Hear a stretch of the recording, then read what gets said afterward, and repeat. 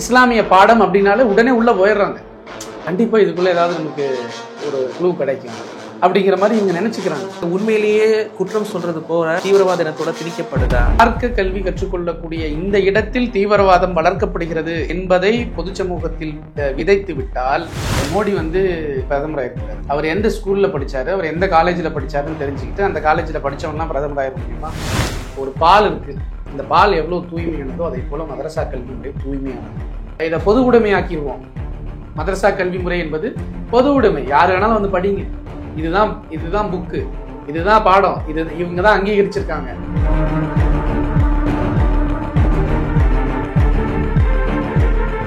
சமீப காலமா இந்த அரபி மதர்சா அங்க இருக்கக்கூடிய ஆசிரியர்கள் கைது செய்யப்படுறாங்க. கடந்த மாதம் கூட கோயம்புத்தூர்ல 2 பேரை கைது செஞ்சிருக்கிறாங்க.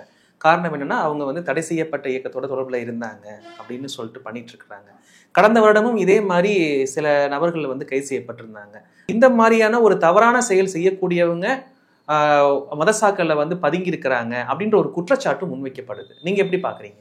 நீக்க முடியாத ஒரு துயரத்தை சுமந்துகிட்டு இருக்கிறோம். இஸ்லாமியர்கள் தீவிரவாதி, குண்டு வச்சிருவான் அப்படிங்கிற, தாடி வச்சா இவன் தீவிரவாதி, ஜிப்பா போட்ட தீவிரவாதி, தொப்பி போட்ட தீவிரவாதி, இப்படிங்கிற மாதிரி ஒரு அடையாள சின்னமாகவே மாற்றி, தீவிரவாதிகளுடைய அடையாள சின்னமாகவே மாற்றி விட்டார்கள். அப்புறம் இந்த ஐஎஸ்ன்னு சொல்லிட்டு ஏதோ ஒரு ஏதோ ஒரு அமைப்புன்னு சொல்லிட்டு அந்த அமைப்புக்கு என்னமோ ஆள் எடுக்கிறாங்க, ஆள் அனுப்புறாங்கிற மாதிரி சினிமா படம்லாம் எடுத்து வச்சு அதுல கொஞ்சம் இஸ்லாமியர்களை இழிவுபடுத்தினார்கள். இன்றைக்கு இஸ்லாமிய சமூகத்தினுடைய மிகப்பெரிய சொத்து என்ன அப்படின்னா, கல்வி கற்றுக்கொள்ளக்கூடிய இடம், மார்க்க கல்வி கற்றுக்கொள்ளக்கூடிய இடம்.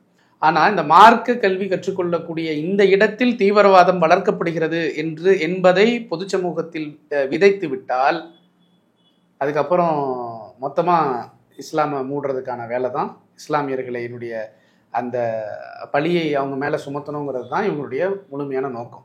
நேற்று நடந்த கைதுக்கு கோவையில அறிக்கை விட்டுருக்காங்க. அது சம்பந்தமான இதை நான் படிக்கிறேன், ஏன்னா இதை நீங்க கட்டாயமா கேட்கணும். எல்லா இஸ்லாமிய அமைப்புகளும் ஒன்று சேர்ந்து இந்த விஷயத்தை முன்னெடுத்திருக்கிறார்கள்.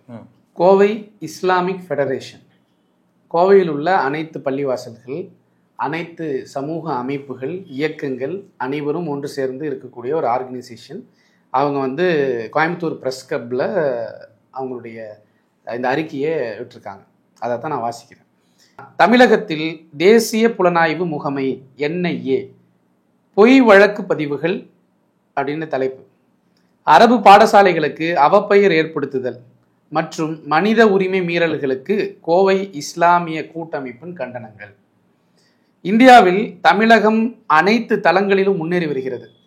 குறிப்பாக கோவை மாவட்டம் அமைதியான சிறப்பான பொருளாதார முன்னேற்றம் அடைந்து வருகிறது. அதன் அமைதியை, வளர்ச்சியை குலைக்க வேண்டும் என்பதற்காகவும் வரும் முதலீடுகளில் இடையூறு செய்ய வேண்டும் என்பதற்காக உள்நோக்கத்துடன் இந்து பெரும்பான்மைவாத சக்திகள் செயலாற்றி வருகிறது. அதன் தொடர்ச்சியாகத்தான் அமைதிக்கு எடுத்துக்காட்டாய் திகழும் கோவை மாவட்டத்தை பயங்கரவாதிகளின் புகலிடம், தீவிரவாதிகளின் கூடாரம் என்கிற இப்பொய் பிரச்சாரத்திற்கு மறைமுகமாக உதவிகளை செய்து வருகிறது தேசிய புலனாய்வு முகமை. பகிரங்கமாக குற்றம் சாட்டுகிறார்கள் NIA மேல. மதசார்பற்ற கட்சிகளின் ஆட்சி காலத்தில் திறமையாக, நீதியாக, சுதந்திரமாக செயலாற்றி வந்த NIA தற்போது பாசிச கொள்கைகளை அமல்படுத்தும் பாஜகவின் அதிகாரிகள் பிரிவு அணியாக செயலாற்றி வருகிறதோ என தோன்றும் அளவிற்கு செயல்படுகிறது. தொடர்ச்சியாக தமிழகத்தில், அதிலும் குறிப்பாக கோவையில் சோதனை என்கிற பெயரில் இஸ்லாமியர்களை தீவிரவாதிகளாக சித்தரித்து செய்திகளை வெளியிடுவது, பொய் வழக்குகளை உண்மைப்படுத்த பொய் சாட்சி சொல்வதற்கும் அப்ரூவல் ஆகிவிடு என்று மிரட்டுவது, ஒத்துழைக்கவில்லை என்றால் பொய் வழக்கு போடுவது, வழக்கு விசாரணைகளை வேண்டுமென்றே நீதிமன்றங்களில் தாமதப்படுத்துவது, பாதிக்கப்படும் குடும்பத்தினர்கள் உறவினர்களை விசாரணையின் பெயரால் அலைக்கழிப்பது, வழக்கு நடத்த உதவும் தன்னார்வலர்களை கண்காணிப்பு எனும் பெயரில் முடக்குவது போன்ற மனித உரிமை மீறல்களில் ஈடுபடுவது என தொடர்ச்சியாக இஸ்லாமிய விரோத எண்ணத்துடன் NIA செயலாற்றி வருகிறது அப்படின்னு சொல்லியிருக்காங்க. எத்தனை குற்றம் சொல்லியிருக்காங்க பாத்தீங்களா? கோவையில் சோதனை என்கிற பெயரில் இஸ்லாமியர்களை தீவிரவாதிகளாக சித்தரிப்பது, பொய் வழக்குகளை உண்மைப்படுத்த முயற்சி செய்வது, பொய் சாட்சி சொல்வதற்கும் அப்ரூவர் ஆகிட மிரட்டுவது. ஒண்ணு நடக்காதத இது நீ ஒத்துக்கோ, இதுதான் அப்படின்னு சொல்லி மாநாடு படத்துல வந்த மாதிரி ஒத்துக்க வைக்கிறது. ஒத்துழைக்கவில்லை என்றால் பொய் வழக்கு போடுவது. அவங்க எவ்வளவோ மிரட்டி சித்திரவதை பண்ணி அடிச்சு கிட்டுச்சு எதுவும் ஒத்துக்கல அப்படின்னா அவனை தொடர்ந்து சித்திரவதைப்படுத்துவது. அது மட்டும் இல்லை, வழக்கு விசாரணைகளை வேண்டுமென்றே நீதிமன்றங்களில் தாமதப்படுத்துவது. நீதிமன்றங்களில் அதாவது பாருங்க, பாதிக்கப்படும் உறவினர்களை விசாரணை என்ற பெயரால் அலைக்கழிப்பது.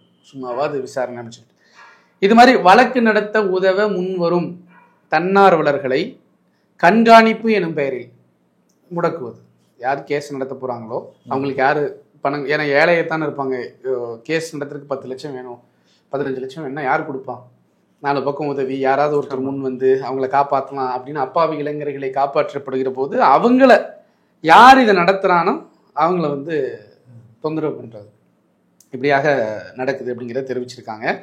இதுல பாருங்க, 15 நாளில் அரபி கற்றுத்தரப்படும், 30 நாட்களில் ஹிந்தி கற்றுக்கொள்வது எப்படி அப்படிங்கிற மாதிரி 15 நாளில் அரபி கற்றுத்தரப்படும் என நடத்தப்படும் மொழி கற்பிப்பு மையத்தில் அரபி மொழி கற்ற ஒரு நபர் தவறு செய்தார் என்ற குற்றச்சாட்டினை காரணமாக காட்டி 7 ஆண்டுகள் தொடங்கி 10 ஆண்டுகள் வரை இஸ்லாமியர்களின் புனித குர்ஆன் மனனம், கலாச்சாரம், மார்க்க நெறிகள் மற்றும் உலக கல்விகளை சான்றிதழுடன் கற்றுக் கொடுக்கும் நூற்றாண்டுகளை கடந்த இஸ்லாமிய குருவர்களான மதரசாக்களை, அரபி கல்லூரிகளை தொடர்புபடுத்தி களங்கப்படுத்துவதும் கருத்துருவங்களை ஏற்படுத்துவதும் கடும் கண்டனத்துக்குரியதாகும். அவங்க என்ன சொல்ல வராங்க அப்படின்னா, ஏதோ ஒரு இடத்துல ஒரு தப்பு நடந்திருக்கு அப்படின்னா, இப்போ மோடி வந்து பிரதமராக இருக்கிறாரு, அவர் எந்த ஸ்கூலில் படித்தாரு, அவர் எந்த காலேஜில் படித்தாருன்னு தெரிஞ்சுக்கிட்டு அந்த காலேஜில் படித்தவங்கலாம் பிரதமராக முடியுமா? ஆக முடியுமா? முடியாது. அகமதாபாத் ஃப்ளைட்டு ஆக்சிடென்ட் ஆச்சு, அந்த பைலட்டு மேலே தப்பு அப்படின்னு வச்சுக்கோங்களேன். அந்த பைலட்டு எந்த இன்ஸ்டியூட்டில் படித்தாரோ அந்த இன்ஸ்டியூட்டில் யாரெல்லாம் பைலட் ஆனாங்களோ அவங்களாம் இனிமேல் ஃப்ளைட் ஓட்டக்கூடாதுன்னு சொன்னால் எப்படி இருக்கும்? தவறு. அந்த ஏர் இந்தியா ஃப்ளைட் எங்கே தயாரிக்கப்பட்டதோ அந்த கம்பெனியில் எந்த ஃப்ளைட்டெல்லாம் வந்துச்சோ தயாரிக்கப்பட்டுச்சோ அதெல்லாம் இனிமேல் பறக்கக்கூடாதுன்னு சொன்னால் எப்படி இருக்கும்? எங்கோ ஒரு தப்பு நடந்ததுன்னா அதை வச்சுக்கிட்டு கிட்டத்தட்ட மதரசா கல்வி முறை அப்படின்னு ரொம்ப அழகாக சிறப்பாக நடந்து கொண்டு இருக்கக்கூடிய இந்த கல்வி முறையை சீர்குலைக்க வேண்டும் என்பத நோக்கத்தோடு இவங்க எல்லாம் மதரசாக்குன்னு போயிட்டா தீவிரவாதத்தை கற்றுக்கிறாங்க அப்படிங்கிற மாதிரியான ஒரு பிம்பத்தை கட்டமைக்கிறது நியாயமா அப்படிங்கிறத தான் கேட்டிருக்கிறாங்க. அடுத்து பாருங்க, தமிழ்நாடு அரசும் மதச்சார்பற்ற கட்சிகளும் நாட்டு நலன் கருதி இப்பிரச்சனையில் மௌனம் கலைக்க வேண்டும். இதில் இருக்கும் தவறான உள்நோக்கங்களை கொண்ட என்ஐஏவின் செயல்பாடுகளை கேள்விக்குள்ளாக்க வேண்டும், சரி செய்யும் நடவடிக்கைகள் எடுக்கப்பட வேண்டும் எனவும் இஸ்லாமிய கூட்டமைப்பு கேட்டுக்கொள்கிறது அப்படின்னு சொல்லிட்டு இன்னைக்கு பிரஸ் கிளப்ல சொல்லியிருக்கிறாங்க. இப்போ இதிலிருந்து நம்ம வந்து புதுசாக பேச வேண்டிய அவசியம் இல்லை. ஏன்னா கோவையில் வசிக்கக்கூடிய மக்கள், அங்கே உள்ள நிதர்சனமான யதார்த்தமான தினமும் நடக்கக்கூடிய சம்பவங்களை தினமும் ஃபேஸ் பண்ணிட்டு இருக்கக்கூடியவங்க, அவங்க என்ன சொல்கிறாங்கன்னா, சார் ஏற்கனவே கோவை கலவரத்தினால பின்தங்கிடுச்சு, பெங்களூரை விட ஒருபடி ஐடியில் உயர்வாக இருக்கக்கூடிய கோவை அந்த கலவரத்தின் காரணத்தினால் என்ன ஆகி போச்சு, பின்தங்கிருச்சு, மக்கள் பொருளாதாரத்தில் நஷ்டமடைஞ்சு வீழ்ச்சி அடைஞ்சிட்டாங்க, இருந்தாலும் கஷ்டப்பட்டு மீண்டெழுந்து இன்றைக்கு நல்ல ஒரு அந்தஸ்து வந்துட்டு இருக்கிற இந்த நேரத்தில் தொடர்ந்து பாம்புங்கிறீங்க, குண்டுங்கிறீங்க, தீவிரவாதிங்கிறீங்க, ஐஎஸ் அமைப்புங்கிறீங்க, இதெல்லாம் வந்து எங்களுக்கு ரொம்ப கஷ்டமா இருக்கு அப்படின்னு தான் சொல்லியிருக்காங்க. பெற்றோர்கள் சரி நான் பிள்ளை வந்து கொஞ்சம் மார்க் கல்வி படிக்கட்டும்னு நினைக்கிறவங்க கூட பயப்படுற சூழலை உருவாகுது இல்லை சார்? கண்டிப்பா இல்லை. இப்போ மார்க்க கல்விகளை குறிவைத்து விசாரணைகள் நடைபெற்று கொண்டு இருக்கிறது. உங்கள் இன்ஸ்டிடியூஷனில் இஸ்லாமிக் இன்ஸ்டிடியூஷனாக இருந்தால், மதரசாவாக இருந்தால் நீங்கள் என்ன சொல்லி கொடுக்குறீங்க அப்படின்னு சொல்லிட்டு கேட்குறாங்க. ஸ்பெஷல் பிரான்ச்லேருந்து போயிட்டு என்ன கேட்குறாங்கன்னா, உங்கள் இன்ஸ்டிடியூஷனில் நீங்கள் என்ன சொல்லித்தரீங்க? இஸ்லாமிய பாடம் அப்படின்னாலே உடனே உள்ளே போயிடுறாங்க. இஸ்லாமிய பாடம் அப்படின்ட்டாலே கண்டிப்பாக இதுக்குள்ளே ஏதாவது நமக்கு ஒரு க்ளூ கிடைக்கும் அப்படிங்கிற மாதிரி இவங்க நினச்சிக்கிறாங்க. ஆனால் உண்மையாக சொல்கிறேன், அது இல்லை. மதரசாக்களை அவமானப்படுத்துவதற்காக, மதரசா கல்விகளை வந்து ஒரு மாதிரி தனிமைப்படுத்துவதற்காகத்தான் இவங்க இந்த முயற்சியை கையாண்டுட்டு வர்றாங்க. ஒரு விஷயத்தை உங்களுக்கு ஒரு விஷயம் சொல்கிறேன். ஒரு ஆலிம் என்பவர் ஒரு சமுதாயம், ஒரு ஆலிம் என்பவர், ஒரு அறிஞர் என்பவர் ஒரு சமுதாயம், படித்தவர்.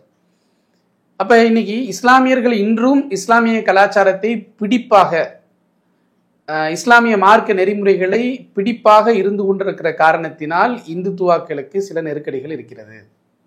அதனால என்ன செய்யறாங்க அப்படின்னா, இந்துக்களுக்கு இல்லை, இந்துக்களுக்கெல்லாம் கிடையாது, இந்துக்கள் இஸ்லாமியர்கள் கிறிஸ்துவர்கள் எல்லாரும் ஒன்றா தான் இருக்கிறோம், அதில் மாற்றுக்கிறது இல்லை.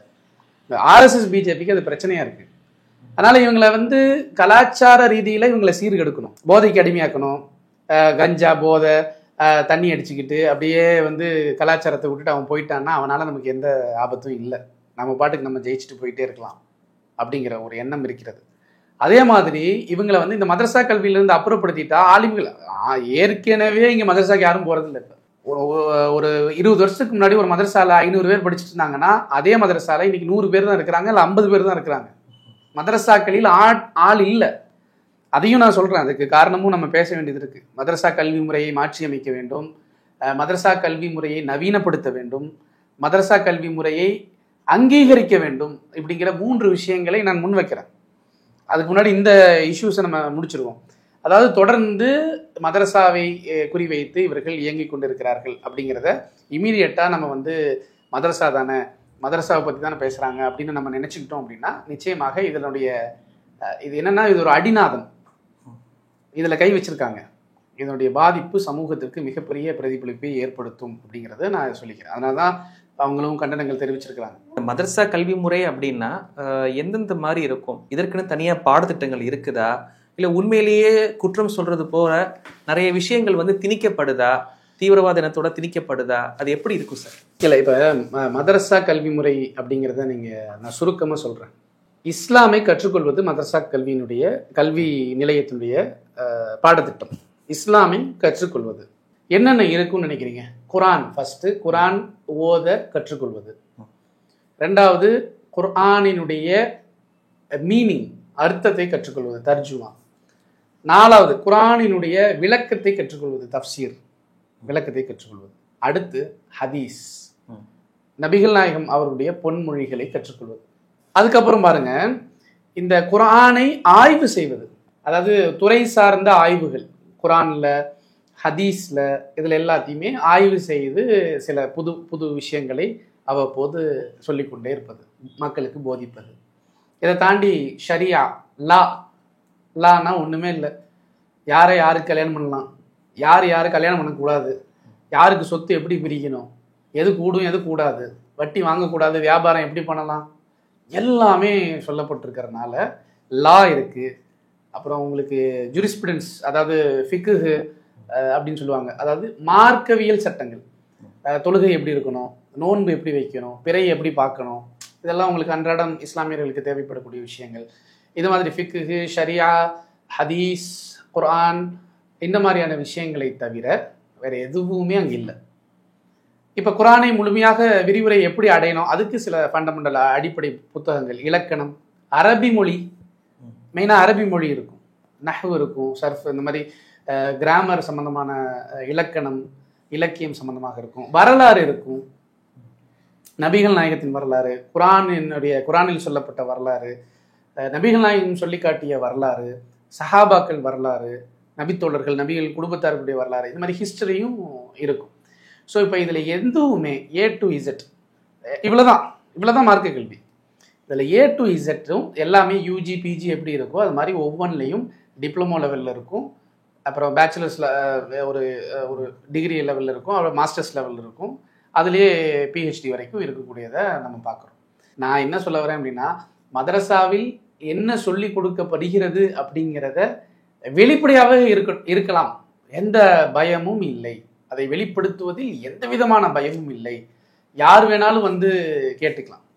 இவங்க வந்து மூடி மறைச்சிருக்கிறதுனால தான் வேணும்னே வந்து இதில் என்ன நடக்குது, இப்படி நடக்குதா அப்படி நடக்குதான்னு பேப்பரில் போட்டு. இன்னொன்று சார், புரியல இல்லை அவங்களுக்கு, லாங்குவேஜ் கூட இருக்கலாம்ல.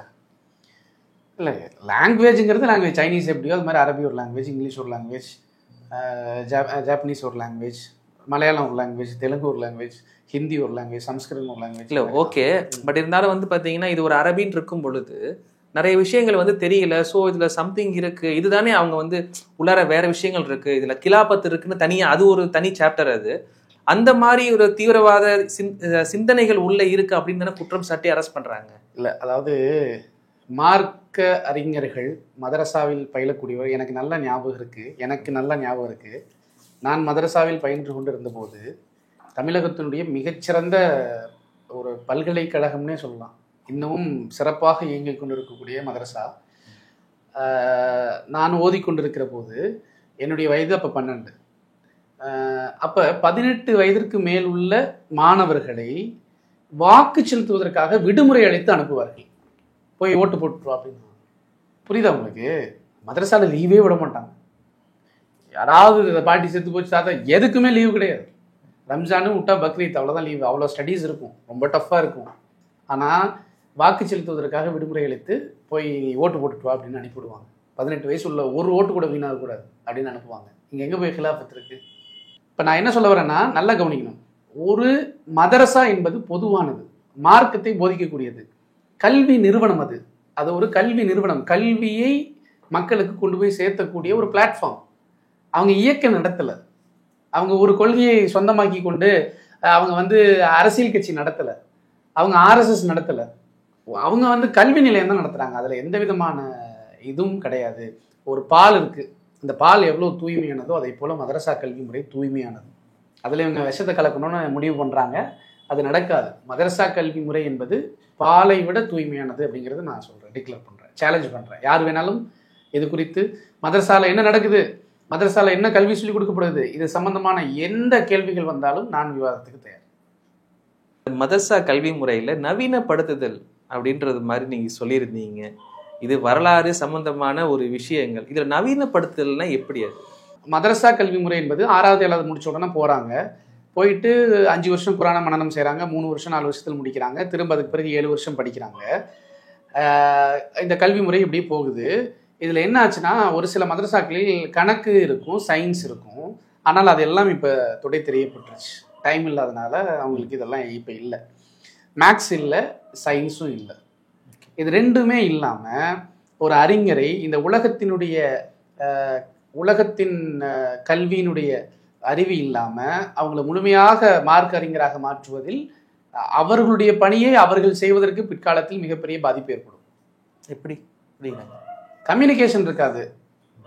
இப்போ இங்கிலீஷ் தெரியாது, தமிழை தவிர வேறு லாங்குவேஜ் தெரியாது, அரபியை தவிர வேறு லாங்குவேஜ் தெரியாதுன்னு வச்சுக்கோங்களேன். இங்கிலீஷ் தெரியல, கொஞ்சம் கூட தெரியல, இங்கிலீஷ் அடிப்படையாக தேவைப்படுது இல்லை? கண்டிப்பாக. சயின்ஸ் தெரியல. நாளைக்கு ஏஐ பற்றி ஒரு மார்க் அறிஞர்கிட்ட போய் கேட்குறாங்க, ஏஐ மூலமாக இப்படி ஒரு இது வந்திருக்குது, குழப்பம் ஏற்பட்டிருக்கு, இந்த மார்க்கத்தினுடைய தீர்வு என்ன சொல்லணும் இல்லை? அப்போ ஆய்வு செய்யணும் இல்லை? ஏஐனா என்னன்னு தெரியணும் இல்லை? அப்போ மார்க் அறிஞர்களுக்கு கட்டாயமாக சயின்ஸ் தேவை, மேக்ஸ் தேவை. இந்த உலகத்தினுடைய அனைத்து தொழில்நுட்பங்களையும் அவர்கள் தெரிந்திருக்க வேண்டும், அடிப்படையை அவர்கள் தெரிந்திருக்க வேண்டும். ஏனால் உலகம் ஒன்றோடு ஒன்று பிணைந்தது. வாழ்வியலில் மார்க்கம் எப்படி ஒரு பங்கு வகிக்கிறதோ அதை போல பொருளாதார தேடல், பேங்க்கு எல்லாமே வந்துடுதுல, போலீஸ் ஸ்டேஷனு எல்லாமே ஒரு மனிதனுக்கு வந்துடுது. பள்ளிவாசல் மட்டும் வாழ்க்கையாக இருந்துட முடியாது இல்லை? ஒரு டீ கடைக்கு போகணும், ஒரு பேங்க்குக்கு போகணும், ஒரு போலீஸ் ஸ்டேஷன் போகணும், அடுத்து ஒரு எல்லா இடங்களுக்கு போகிறோம், ரயில்வே ஸ்டேஷன் போகிறோம். எங்கெங்கெல்லாம் போகிறோமோ, மனிதனுக்கு எங்கெங்கெல்லாம் பிரச்சனைகள் ஏற்படுதோ, எங்கெங்கெல்லாம் குழப்பங்கள் வருதோ, என்னென்ன டெக்னாலஜிஸ் பயன்படுத்துகிறோமோ அதை குறித்தான கேள்விகள் மனித சமூகத்தில் எழுகிற போது மார்க்க அறிஞர்களை நோக்கி வந்து இது கூடுமா கூடாதா அப்படின்னு கேட்கும்போது மார்க்க அறிஞர்களுக்கு அது தெரிந்திருக்க வேண்டும். அப்போ இதை நவீனப்படுத்துதல், மதரசா பாடத்திட்டத்தை நவீனப்படுத்துதல்னா, பெருசாக நவீனப்படுத்துதல்னா இந்த மாதிரி சொல்கிறது இல்லை. நவீனப்படுத்துதல்ங்கிற வார்த்தையை கேட்டாலே பயந்துக்கிறாங்க. நவீனம் அப்படின்னாலே இது புதுமை, இது பிதத் அப்படிங்கிற மாதிரி அப்படிலாம் இல்லை. ஒன்றும் இல்லை, ஸ்கூல் ஸ்டடீஸோடு சேர்ந்து மதரசா கல்வி முறையை கொண்டு வர வேண்டும் அப்படின்னு கேட்டால், இன்றைக்கி நான் சொல்கிறேன், தமிழகத்தில் 20 வருஷத்துக்கு முன்னாடி 1000 மதரசாக்கள் இருந்தது அப்படின்னா இன்னைக்கு 900 மதரசாக்கள் கல்வியோடு இணைக்கப்பட்டு விட்டது. ஆலிம் ஓதுறாங்க, 8வது வர்றாங்க, 10th எழுதுறாங்க, 12th எழுதுறாங்க, டிகிரி முடிச்சிடுறாங்க, பிஹெச்டி எல்லாம் முடிச்சிடுறாங்க ஆலிம்கள். இன்னைக்கு எத்தனை ஆலிம்கள் மேடைகளில் நாம் டிவியில் யூடியூப்பில் பார்க்குற அத்தனை பேச்சாளர்களும் பிஹெச்டி முடிச்சவங்க. ஒவ்வொரு துறை சார்ந்து ஆய்வு செய்கிறாங்க. மார்க்க கல்வியில் மட்டும் இல்லை, இதுலேயும் பிஹெச்டி. அப்போ நான் என்ன சொல்ல வரேன்னா, 1000 கல்வி நிறுவனங்களில் 900 கல்வி நிறுவனங்கள் மதரசாக்கள் நவீனப்படுத்தப்பட்டு விட்டது. ஆனால் அது முறைப்படுத்தப்படவில்லை. நவீனப்படுத்தப்பட்டு விட்டது, ஆனால் அது முறைப்படுத்தப்படவில்லை. அப்படின்னா என்னன்னா, மதரசாவில் பயிலக்கூடியவர்கள் எங்க போய் 8th எழுதணும், எங்க 10th எழுதணும், எந்த போர்டில் எக்ஸாம் எழுதணும், எதுவுமே தெரியாமல் குழம்பி போய் நிற்கிறாங்க. இதுக்கு தான் மதரசா போர்டு அப்படின்னு சொல்லிட்டு ஒரு போர்டு இருக்குது, இந்தியாவிலே இருக்குது. கிட்டத்தட்ட 12 மாநிலங்களில் அதை வந்துச்சு, ஒரு 5 மாநிலங்களில் இப்போ இருக்குது மதரசா போர்டு. அது குறித்து இடையில ஒரு பிரச்சனைலாம் வந்தது யூபியில். மதரசா போர்டு அப்படின்னா என்னன்னா, இந்த மதரசாவும் ஒரு அங்கீகரிக்கப்பட்ட ஒரு பள்ளிக்கூடம். இந்த மதரசாவில் 8வது எழுதினாலும் அந்த இதுவும் இந்த 8வது ஒண்ணுதான். அங்க 10வது எழுதுறதும் இங்க 10வது எழுதுறதும் சர்டிபிகேட் வைஸா ரெண்டுமே ஒரே அந்தஸ்துடையது தான். அங்க 12வது படிக்கிறதும் இங்க 12வது படிச்சு இந்த பாடத்திட்டத்தில் எழுதுது. சிபிஎஸ்சியும் ஐசிஎஸ்சியும் ஸ்டேட் போர்டும் எப்படி வித்தியாசப்படுதோ, ஐஜிசிஎஸ்சி, ஐசிஎஸ்சி, சிபிஎஸ்சி, என்ஐஓசி, இந்த மாதிரி ஸ்டேட் போர்டு, சமச்சீர், இப்படி எப்படி ஒவ்வொரு பாடத்திட்டமும் அனுமதிக்கப்பட்டு வேறுபடுகிறதோ, அதே போல மதரசா போர்டுக்கு என்று ஒரு பாடத்திட்டம் அமைக்கப்பட்டு அதில் தேர்வாகினவர்கள் இதுக்கு ஈக்குவல் அப்படிங்கிற மாதிரி கொண்டு வந்தாங்க. அப்போ 12th முடிச்சுட்டு அவர் போன உடனே அந்த சர்டிஃபிகேட்டை வச்சுட்டு அவர் என்ன செஞ்சுக்கலாம், காலேஜில் ஜாயின் பண்ணிக்கலாம். ஆனால் இன்றைக்கு ஆலிம் முடித்த அறிஞர்கள் பெரிய பெரிய படிப்பு தேவபந்து, சஹாரன்பூர் எங்கே போய் முடிச்சுட்டு வந்து அந்த சர்டிஃபிகேட் கொண்டு வந்து இங்கே காமிச்சாலும் டிரைவிங் லைசன்ஸ் கிடைக்காது. ஏன்னா 10வது இல்லை. பிரச்சனை வருது இல்லை இங்கே. அவங்க எவ்வளோ பெரிய அறிஞர் தெரியுமா, எவ்வளோ படிச்சிருப்பாங்க தெரியுமா, எத்தனை மொழிகளை ஆய்வு செஞ்சு எவ்வளோ பெரிய புத்தகங்களை கிரந்தங்களை தூக்கி கொண்டு பெரிய பெரிய துறை சார்ந்த ஆய்வுகளை எல்லாம் முடித்து கொண்டு வந்தவர்கள் இங்கு 8ஆம் வகுப்பு படித்தவனை விட தாழ்மையாக கருதப்படுகிறார்கள். யார்கிட்ட? இந்த உலகத்தை பார்க்கும்போது. அப்ப இந்த பிரச்சனை வரக்கூடாதுங்கிறனால மார்க்க கல்வி, மதரசா கல்விகளை, பாடத்திட்டத்தை ஒரு யூனிவர்சிட்டியோடு அல்லது இந்த போர்டே ஒரு யூனிவர்சிட்டியாக மாறி, அதுக்கு தான் போர்டு வாரியம் என்பது அமைக்கப்பட வேண்டும். அது வக்ஃப் வாரியத்தின் கீழ் அமைக்கப்பட்டால் இன்னும் நல்லா இருக்கும். ஃபண்டிங் கொடுக்கறதுக்கு வக்ஃப் வாரியம், வக்ஃப் போர்டு மூலமா அந்த மதரசா போர்டுக்கு ஃபண்டிங் கொடுத்து சில மதரசாக்களை அங்கீகரித்து எய்டடாக மாற்றி தொடர்ச்சியாக இது செய்யப்படுகிற போது மதரசா கல்வி முறை மாற்றப்படும், நவீனப்படுத்தப்படும், முறைப்படுத்தப்படும். இதனால் மதரசாவினுடைய மாணவர்கள் வரத்து அதிகரிக்கும், அட்மிஷன் அதிகமாகும், மார்க்க அறிஞர்களினுடைய பற்றாக்குறை தீர்ந்துவிடும். சவுதி, கத்தார், குவைத், இனி என்னென்ன இஸ்லாமிய அரபு நாடுகள்னு நம்ம பார்க்குறோமோ எல்லா பக்கமும் இதே தான் நடக்குது. எங்கேயுமே வந்து மார்க்க கல்வின்னு தனியாலாம் இல்லை, எல்லாமே டிகிரி. மார்க்க கல்வியே டிகிரி தான். டிப்ளமோவை படிச்சுக்கிறியா படிச்சுக்கோ, பிஏ படிக்கிறியா படிச்சுக்கோ, எம்ஏ படிக்கிறியா படிச்சுக்கோ, BA in history, Islamic history, அந்த மாதிரி உசூலு தஃப்சீர், உசூலு தாவா, இந்த மாதிரியான எல்லா துறை சார்ந்த படிப்புகளும் BA, MA, PhD, BA, MA, PhD, அந்த மாதிரி மாறிடுச்சு. யூனிவர்சிட்டிஸ் எல்லாமே மாறிடுச்சு. இன்னும் தமிழ்நாட்டில் இந்த மாதிரி மதரசாக்களை நம்ம என்ன செய்யணும், நம்மளும் அந்த மாதிரி மாற்றணும். அப்படின்னா இந்த என்ன நடக்கும் அப்படின்னா, அறிஞர்களுடைய பற்றாக்குறை நிலவாது. அறிஞர்களுடைய பற்றாக்குறை வந்ததுன்னா கண்டிப்பாக இஸ்லாமிய மரபுகள்னு சொல்லக்கூடாது, இஸ்லாமிய சட்டங்கள், இஸ்லாமிய வழிமுறைகள், இஸ்லாமிய போதனைகள், இதுவெல்லாம் இருக்கிற வரை இந்த சமூகத்திற்கு நல்லது நடக்கும். நிறைய நல்லது நடந்துக்கிட்டே இருக்கும். இந்த சமூகத்தில் என்னென்ன துயரங்கள் வருகிற போதோ அப்பெல்லாம் இஸ்லாமியர்கள் இஸ்லாம் சொல்லியபடி நடக்கிற போது இந்த துயரங்கள் துடைக்கப்படும். அப்ப இஸ்லாமிய இந்த பண்புகளை காப்பாற்ற வேண்டும் என்று சொன்னால் அறிஞர்கள் தேவை. பிரச்சாரத்துக்கு அறிஞர்கள் தேவை. ஒரு கிளாஸ் ரூம் இருக்குது, 50 ஸ்டூடெண்ட் இருக்கிறாங்க, ஒரு வாத்தியார் குச்சியோடு நின்னார்னா அந்த கிளாஸ் ரூம் எப்படி இருக்கும்? ஒழுக்கமாக இருக்கும். அந்த வாத்தியார் 1 நிமிஷம் போனால் என்ன நடக்கும்? 2 நிமிஷம் ஆச்சுன்னா என்ன நடக்கும்? இங்கே 10 நிமிஷம் ஆச்சுன்னா நம்ம என்ன செய்வோம்? கொஞ்சம் ரிலாக்ஸ் ஆயிடுவோம். ரிலாக்ஸ் ஆட ஆரம்பிச்சிடும். அரை மணி நேரமா வாத்தியாரே வரலன்னா அவ்வளவுதான், எந்த ஒரு கட்டுப்பாடும் இல்லை. அது மாதிரி தான் மார்க்க அறிஞர்கள் இல்லாத சமூகம் ஆசிரியர் இல்லாத ஒரு வகுப்பறையை போல மாறிவிடும். அதனால மார்க்க அறிஞர்கள் தேவை. அப்படின்னா அந்த மார்க்க அறிஞர்களை எப்படி நவீனப்படுத்துவது அப்படின்னு யோசிச்சோம்னா இந்த பாடத்திட்டம், இந்த உலக படிப்பு, சயின்ஸ் மேக்ஸோட இணைஞ்சு இருக்கக்கூடிய கல்வி மதரசாக்கள் இருக்கு. மதரசாக்கள் தயாராயிட்டாங்க. பட் அதை அங்கீகரிப்பதற்கு அரசு தயாராகணும் இல்லையா? அது என்ன வகைப்படல.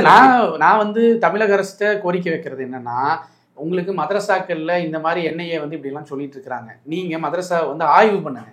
தமிழ்நாடு அரசு ஒரு ஆய்வு குழுவை நிறுத்தி நீங்க மதரசால என்ன சொல்லி கொடுக்குறாங்க நீங்க ஆய்வு செய்யுங்க.